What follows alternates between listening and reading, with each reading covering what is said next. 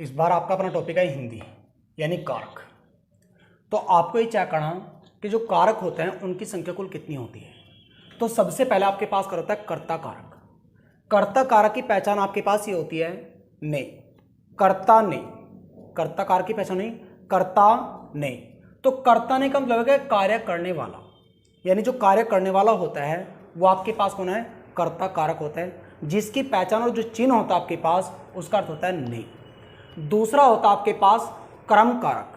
तो क्रम कारक आपके पास होता है को, कर्ता ने क्रम को, यानी आंसर आपके पास को का मतलब हुआ जिस पर कार्य का प्रभाव हो, जिस पर क्या होता है कार्य का प्रभाव होता है उसे क्रम कारक बोलते हैं।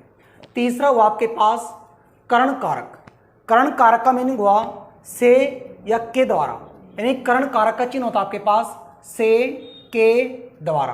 तो इसका मीनिंग हुआ कार्य करने का समाधान, जो कार्य को कर सकता है। जैसे राम के द्वारा कार्य किया गया, राम से कार्य कराया गया, राम ने कार्य किया था। तो इस प्रकार के जो उदाहरण होते हैं आपके पास वे कर्ण कारक के अंतर्गत आते हैं।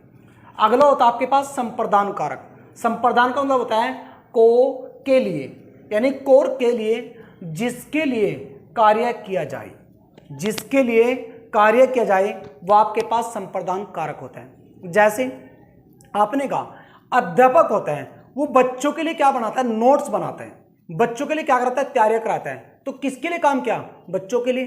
तो वहां पर आपके पास कौन संप्रदान कारक हुआ।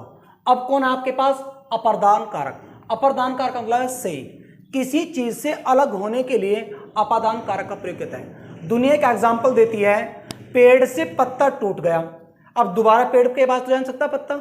इसी प्रकार कोई बच्चा होता है और हाई स्कूल में फेल हो गया, अगले साल तो पास हो जाएगा पर इस साल तो फेल हो गया ना। तो जब आप किसी चीज से अलग हो जाते हो और दोबारा उसके पास नहीं जा सकते तो वहां पर आपके पास होता है अपादान कारक होता है। अब आता है संबंध कारक। जहां काके की रारेरी, तो जहां किसी का काके की रारेरी होता है, जहां किसी के रूप में संबंध दर्शाया जाता है तो आपके पास होता है संबंध कारक होते हैं। उसके बाद आता आपके पास अधिकरण कारक। अधिकरण कारक, अधिकरण कारक की पहचान ही में पर, में पर। इसका मतलब जो कार्य का आधार होता है, जिस पर कार्य किया जाता है, जिसके द्वारा कार्य होता है, जिस पर लिया जाता है, तो जो कार्य का आधार होता है तो वहां पर आपके पास कहता है अधिकरण कारक होते हैं। उसके बाद आता है आपके पास संबोधन कारक। जहां हे, अरे रे, ओ, जैसे कोई घटना घट जाती है, कहने लगे आपका दोस्त था तो अभी गया था, कैसे, अरे ये क्या हो गया। तो इस प्रकार की जो घटनाएं होती है वह संबोधन कारक के अंदर आता है। तो जिसे पुकारा या संबोधित किया जाता है तो वहां पर आपके पास कहता है संबोधन कारक होता है। जैसे आप अपने दोस्त को बुलाते हैं, नाम भूल जाते हैं, नया नया दोस्त होता है तो क्या कहते हैं, अरे इसको बुला दी, अरे उस आवाज मार दी। तो जहां आपके पास है अरे शब्द होता है तो वहां आपके पास होता है संबंध कारक होता है। तो कारक जो होते हैं उनके कुल कितने भेद होते हैं, अब आपको ये चेक करना।